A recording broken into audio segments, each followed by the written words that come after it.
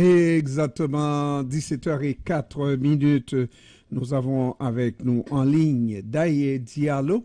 Il est économiste principal à l'Institut du Québec et co-auteur de cette étude qui veut que on semble perdre le contrôle de l'immigration au Québec. Bon après-midi, Monsieur Daye Diallo. Bonjour, comment allez-vous? Moi, ça va toujours bien, même quand ça va mal, hein? Alors, Monsieur Diallo, on dit que cette étude montre que au Québec, on semble perdre le contrôle de l'immigration, alors que le marché de l'emploi est à la recherche de main-d'œuvre, n'est-ce pas, et n'est toujours pas satisfait du nombre de travailleurs, que ce soit travailleurs temporaires, travailleurs permanents. On a encore besoin de main-d'œuvre, mais vous nous dites, par exemple, dans cette étude, que on semble perdre le contrôle de l'immigration. Expliquez-nous ça. Exactement. En fait, il faut voir qu'au Québec, dans les dernières semaines, dans les derniers mois, on a beaucoup parlé d'immigration. Donc, d'immigration permanente, d'immigration temporaire. Et quand on voit les nouvelles, quand on voit certains sondages, il semble que les gens pensent qu'on a perdu le contrôle de notre immigration. C'est pas l'étude qui dit qu'on a perdu le contrôle de l'immigration, mais c'est comme une perception qui existe en ce moment dans la population. Et donc, c'est pour ça que nous, on a décidé de faire cette étude-là pour voir quelle est la réalité des choses, quelle est en fait la situation de l'immigration au Québec, donc de l'immigration permanente et de l'immigration temporaire. Et par rapport à ça, on peut constater que dans les dernières années, le visage de l'immigration a beaucoup changé au Québec et au Canada. Avant, historiquement, le Québec recevait plus d'immigrants permanents, alors qu'aujourd'hui, le Québec reçoit plus d'immigrants temporaires sur son territoire d'année en année. Et quand on parle d'immigrants temporaires, c'est vraiment des étudiants, des travailleurs temporaires et des demandeurs d'asile. Donc c'est pour ça qu'on a essayé de voir quel est l'impact de ces immigrants temporaires-là sur le marché du travail. Comme vous le disiez, M. Pierre, aujourd'hui au Québec, on vit une situation de pénurie de main-d'œuvre, un marché du travail serré. Donc c'est important de voir quel était l'impact de ces immigrants-là sur le marché du travail. Et quand on regarde cet impact-là, on peut voir qu'en fonction du type d'immigrants temporaires, l'impact sur ce marché du travail-là est différent. Par exemple, certains immigrants temporaires sont spécialement présents sur le territoire pour combler des besoins spécifiques de main-d'œuvre. Donc, c'est vraiment des employeurs qui n'arrivent pas à pourvoir ces postes-là par des gens qui sont déjà au Québec. Et d'autres immigrants, par exemple, permettent de rehausser le bassin de compétences dans notre économie. Mm-hmm. Mais il reste que, par exemple, quand ils ont expliqué, en tout cas, les gens du gouvernement du Québec ont expliqué que suite à la fermeture du chemin Roxham, ben, le gouvernement fédéral a changé les règles à l'immigration et effectivement, on a vu beaucoup plus de gens arriver avec un visa, pas visa, mais visa de visiteur, n'est-ce pas, et qui réclament le statut de réfugié. C'est aussi des gens qui vivent au Québec dans l'attente d'un statut et pour lesquels le Québec n'a pas fait de demande. Le Québec est devant un fait accompli avec ces gens-là. Mm-hmm.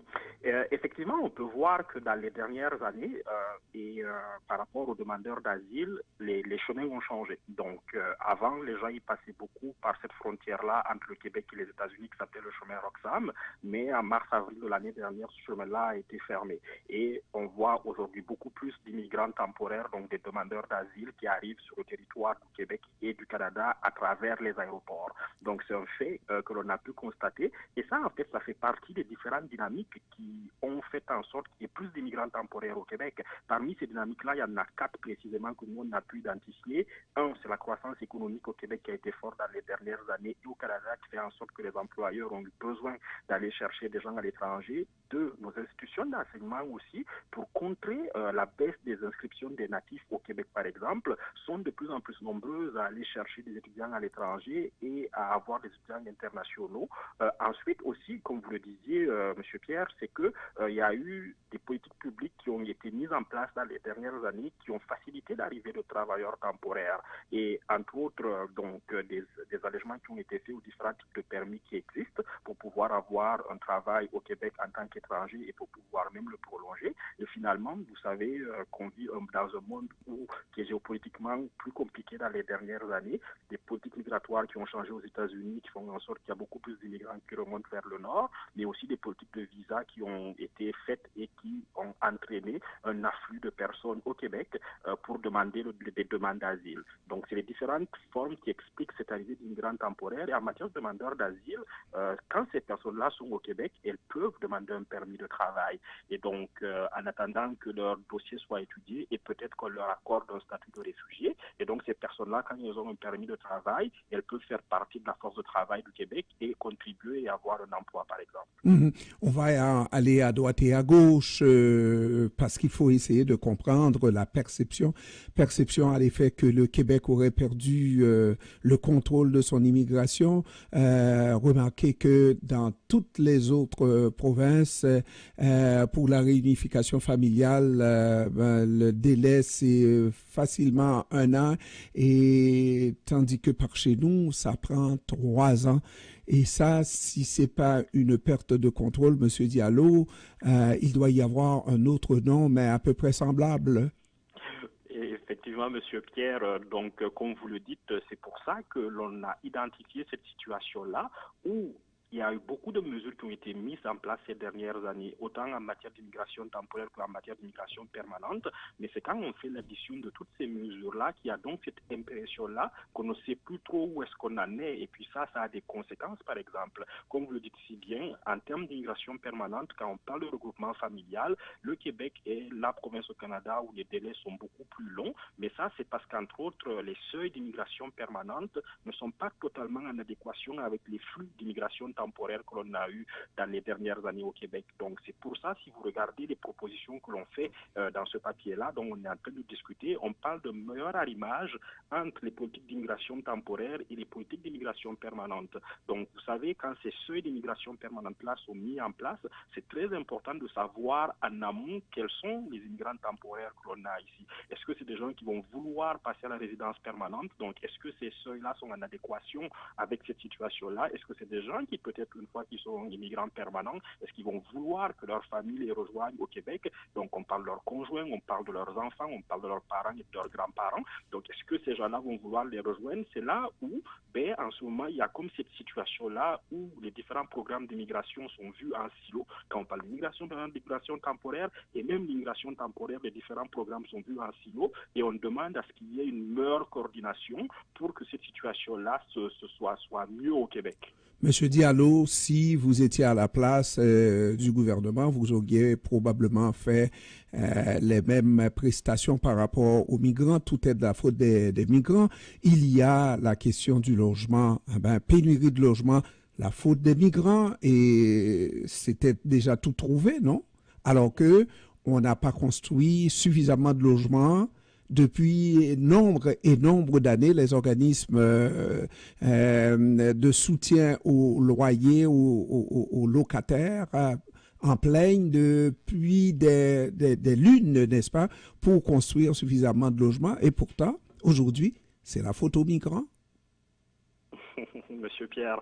Donc non, le gouvernement ne dit pas exactement cela, mais oui, effectivement, aujourd'hui, avec le logement, entre autres, on a cette situation-là où le Québec vit une pénurie de logements. Et donc, vous savez, c'est une question d'offre et de demande. Donc, du côté de la demande, c'est-à-dire les personnes qui veulent se loger, il y a cette situation-là où, effectivement, on a reçu un nombre important d'immigrants dans la dernière année. Je vous donne un chiffre, par exemple, aujourd'hui au Québec, c'est à peu près 520 000 immigrants temporaires que l'on a, alors qu'il y a un an, c'était 46% de moins. Donc on a cette situation-là où la demande est exacerbée, mais comme vous le dites aussi très bien, c'est que la situation du logement, c'est une situation qui est structurelle. Donc on remarque quand on regarde les chiffres que les taux d'inoccupation de logement sont bas au Québec depuis de nombreuses années. Donc même avant cette augmentation d'immigration temporaire, on avait déjà une situation qui était complexe en matière de logement et à laquelle il faut qu'on réfléchisse collectivement pour trouver des solutions, autant en matière de demande qu'en matière d'offre. Donc en matière d'offre, il y a aussi des efforts à faire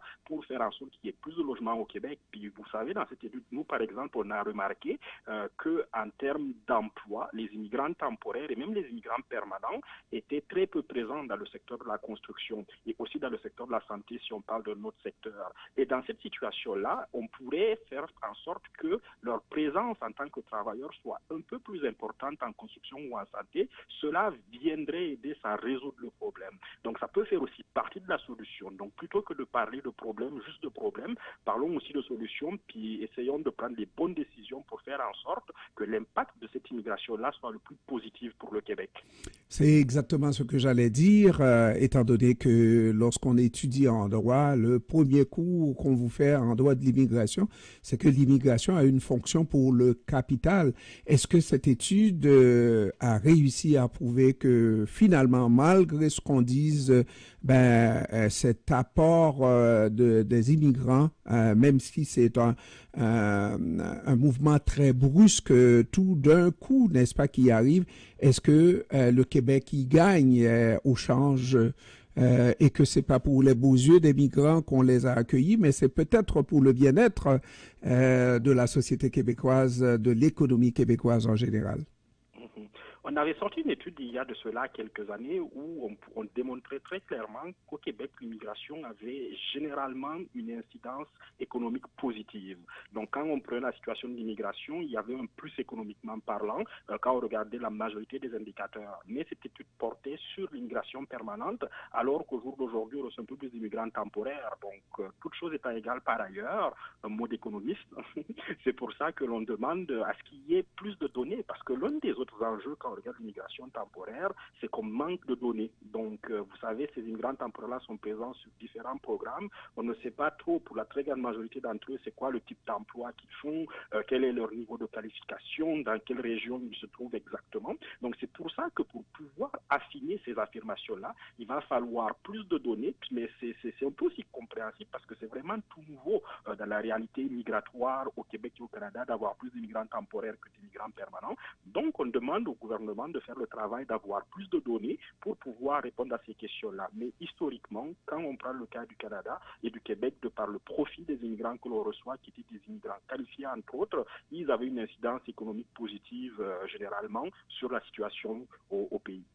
Daye Diallo, économiste principal à l'Institut du Québec et co-auteur de cette étude. Mesdames, Mesdemoiselles, Messieurs, Monsieur Diallo, je vous remercie d'avoir pris du temps de nous parler et je sens qu'on se reparlera, Monsieur Diallo. Merci beaucoup, Monsieur Père, et ce sera un excellent plaisir de vous reparler. Merci, au revoir. Bye bye à vous. Au revoir.